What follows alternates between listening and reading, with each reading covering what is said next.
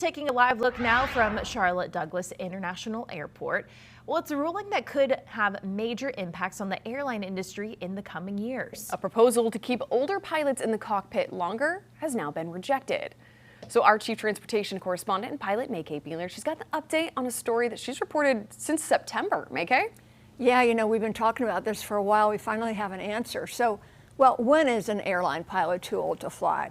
Well, on Friday, the International Civil Aviation Organization, known as ICAO, rejected increasing the mandatory airline retirement age from 65 to 67.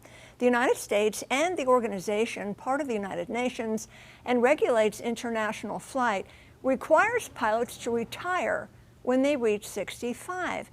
At ICAO's meeting in Montreal, an airline trade group called for the age to be raised to 67, noting the mandatory retirement age was increased from 60 to 65 in 2006 with no increase in problems. But aviation unions, well, they say safety concerns, they worry about that and want to keep the age at 65, saying upping the age, it's not backed by data and science.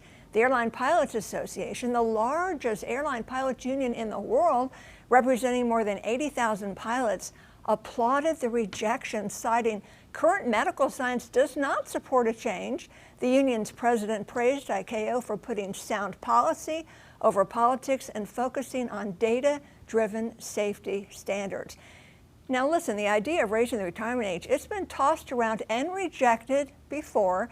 It failed in 2024 in a congressional attempt, but now lawmakers like United States Senator Ted Cruz are urging the Trump administration to support raising the retirement age to 67, citing the current policy is forcing thousands of highly qualified and experienced pilots into early retirement every year. But for the most part, with few exceptions like Australia, New Zealand, and Canada, which do not have maximum pilot age limit, worldwide standards do mandate airline pilots retire at age 65. All right, so a lot of pilots want to stay in the cockpit, they right? do. If they're able, so why the opposition to raising that age? I know people age differently, right, and people have different medical concerns.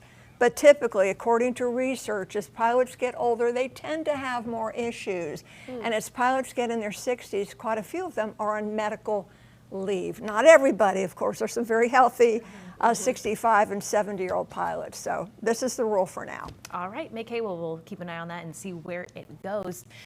Queen City News Plus. Just search Queen City News on your smart TV's app store.